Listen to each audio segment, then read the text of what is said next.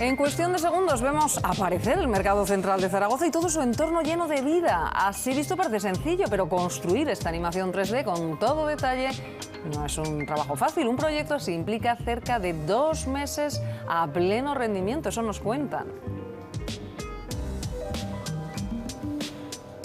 El sector de la animación digital, los efectos especiales y la realidad virtual vive un momento de expansión. Hoy la plataforma Aragón Cultura ha acogido un foro entre empresas de Aragón que han conseguido hacerse un hueco en el mercado y que trabajan en importantísimas producciones de cine y televisión.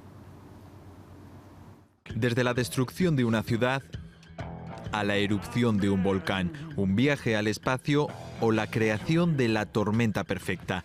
Nada se resiste ya a la animación y el diseño digital. Consiguen borrar las líneas entre realidad y ficción. Se han convertido en herramientas imprescindibles dentro de la industria audiovisual. Esta empresa aragonesa ha trabajado, por ejemplo, en la postproducción de 15 series de televisión.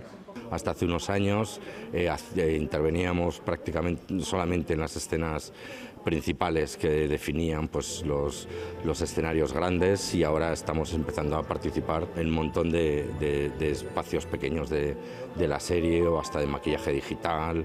La producción del momento, Juego de Tronos, también lleva sello de la tierra. El sector vive un momento álgido y de crecimiento. Este año la inversión en televisión y series va a triplicar a la hecha en cine. Y no sé si la gente realmente es consciente de la cantidad de trabajo que ello lleva, pero vamos, poco a poco lo que sí que se va notando es que la gente se va volviendo, el espectador se va volviendo más exigente. Están surgiendo muchas empresas cada vez más pequeñas y la competencia se ha movido mucho. Aquí han compartido ideas y experiencias estas 3 empresas aragonesas, artesanas de lo digital, capaces de poner tierra de por medio o de quitarla.